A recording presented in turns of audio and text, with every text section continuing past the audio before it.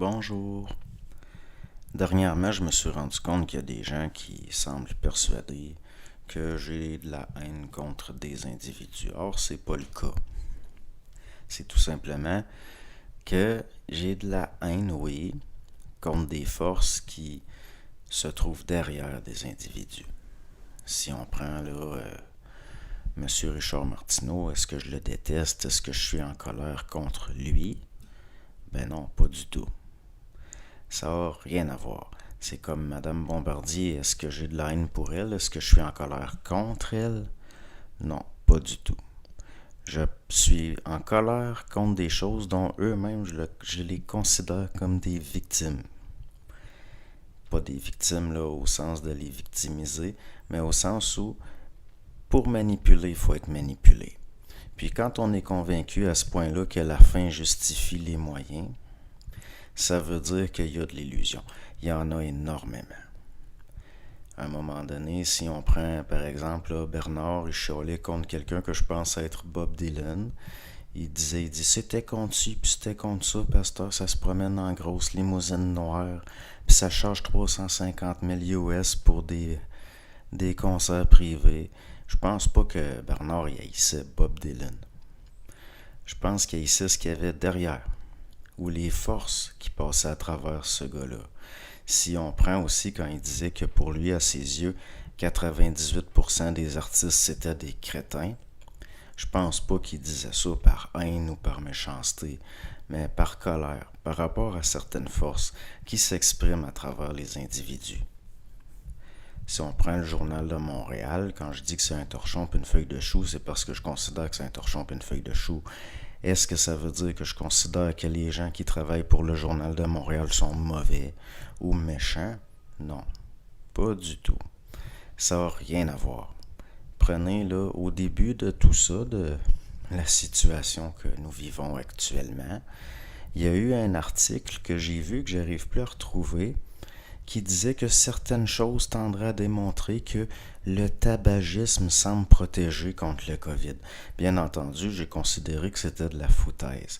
Puis par après, le Journal de Montréal a publié des choses qui allaient dans le sens contraire, en désavouant ces fausses données-là. Mais par après, j'ai su qu'il y avait des lobbyistes de l'industrie du tabac qui s'étaient arrangés pour que circule cette information-là. Ça a duré un laps de temps jusqu'à ce que ça soit démenti. Ça a été une question, je pense, de quelques semaines, avant que finalement des articles qui allaient dans le sens contraire sortent. Mais ce laps de temps-là était suffisant pour que des gens prennent une mauvaise habitude et qu'ils en soient dépendants. Est-ce que je suis en colère contre les lobbyistes qui ont fait ce travail-là? Non. Non, mais je suis en colère contre certaines forces qui s'expriment à travers les gens parfois. Ça n'a rien à voir avec les individus, jamais. Pas à ce niveau-là. La conscience individuelle, oui. L'individuation, oui. Mais ça vient jamais d'eux. Quand quelque chose du genre s'exprime, ça vient jamais de l'individu. L'individu, lui, le sert de support. Et puis quand on pense à ce point-là, que la fin justifie les moyens, au point d'être malhonnête, au point d'être manipulateur, ça veut dire que l'individu lui-même est chevauché, qu'il est manipulé. Et ma colère parfois va sembler se diriger sur le messager. Pourquoi? Parce que parfois, le reste est inaccessible. Donc, on a besoin des fois d'identifier les messagers. De dire ça n'a pas de bon sens. Ça n'a pas d'allure. Mais est-ce que j'en veux personnellement à ce gens-là? Non. Non, parce que ce sont vraiment des victimes. Non pas des victimes au sens où on l'entend habituellement, mais des victimes au sens qu'il y a une utilisation par des choses qui les dépassent. Et puis, le fait que certaines personnes vont donner leur consentement, vont se plier à accomplir certaines tâches qui sont basses, ça vient de quelque chose qui manque. On n'a pas à être en colère ou à vouloir s'acharner sur des gens à qui il manque quelque chose. Si nous prenons Madame Bombardier, qui est très instruite, qui est très intelligente intellectuellement, on peut considérer qu'il y a peut-être là ce qu'on appelle une compensation. Parce que l'intelligence, ce n'est pas juste l'intellect, c'est très vaste. Et puis, est-ce que cette dame-là, à mes yeux, est méchante? Est-ce qu'elle mérite d'être punie? Non. Comme tout se paye, ce sont les circonstances qui punissent, et comme rien se perd, que tout se paye, nous avons intérêt quelque part au niveau d'une intégration de la réalité à ne pas voir ces gens-là comme des gens méchants ou des gens mauvais. Parce que ça serait participer à la subjectivité pour laquelle ils travaillent. C'est là que ça tombe dans de la polarité. Mais personnellement, je leur en veux pas. Il y a beaucoup d'oppositions, de forces qui se font face. Et au niveau des polarités, ce qui se fait face est toujours semblable, mais dans des polarités différentes. Comme par exemple, il y en a que eux, ils vont avoir une vision que la solution, ce serait d'un retour au catholicisme, par exemple. Alors que le catholicisme et le christianisme des origines, ce n'est pas du tout la même chose. Le catholicisme, il ne vient pas de Jérusalem, il vient de Rome.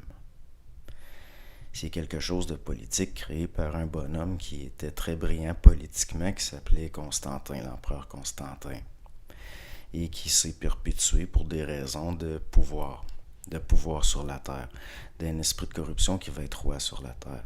Je ne dis pas que je ne suis pas en train de condamner complètement le catholicisme, mais il y a une grande différence entre ça et puis ce qu'on pourrait appeler ce qu'a été le christianisme, ce qu'il était en essence. Donc, il y en a, par exemple, qui pensent que la solution, c'est le retour au catholicisme et qui vont se comporter, si on peut dire, en pharisiens. Puis ils ne le voient pas, ils ne le savent pas, puis ils ne le voient pas. Mais ça devient des espèces de pharisiens, et ils deviennent aussi déplorables que ce qu'il y a en face, que ce qu'ils dénoncent. Est-ce que je trouve ça... oui, ça me met un peu en colère. Un peu. Oui, est-ce que ça fait que je pourrais être assez dur dans mes jugements? Oui. Mais encore là, on a intérêt à être charitable envers ces gens-là, à être indulgent, à accorder l'indulgence qu'on ne nous accorderait pas. Puis, de temps en temps, là, c'est au niveau de faire face à des gens qui sont grandiloquents, qui sont dans de l'information spectacle. Ça peut être ajusté des fois de retourner cette énergie-là. Ça peut sembler des fois une opposition qui est semblable, qui devient un semblable de ce à quoi on s'oppose. Mais ce n'est pas nécessairement le cas. Enfin, pas tout le temps. Donc, c'est ce que je voulais dire maintenant. Par rapport à l'altérité, le principe d'altérité, si on le regarde au niveau de ce qui n'est pas vu habituellement, au sens de la psychologie conventionnelle, c'est-à-dire, je dirais, occultement, mais il y a des gens qui, juste d'employer ce terme-là, ils vont... Donc, si on le regarde différemment, le principe d'altérité, eh bien, le principe d'altérité va toujours être basé sur une fausse identité ou une identité déformée. Parce que pour faire une induction d'une vision déformée de l'autre en tant qu'autre, chez quelqu'un, il faut déjà qu'il y ait une vision déformée du soi. Il faut déjà qu'il y ait une vision déformée au sens d'un sentiment d'appartenance à un collectif, et puis ça, c'est jamais réel. C'est jamais réel. Le collectif draine toujours de l'individualité. Si c'est pas ajusté, si c'est juste psychologique. Donc déjà là, il y a une petite clé pour comprendre comment est-ce que c'est possible d'engendrer de l'altérité, de s'en servir. Et puis, pour donner une image déformée de l'autre, ça prend tout d'abord à la base une image déformée de soi. Ça n'a pas le choix, parce que ça fait partie des lois psychologiques. de l'âme, qui est un principe extrêmement mal intégré, mal compris, qui a été mal les gens ont été mal éduqués par rapport à ce qu'est l'âme. L'âme, c'est quoi? C'est de la mémoire expérimentale, incarnationnelle, planétaire, collective et individuelle.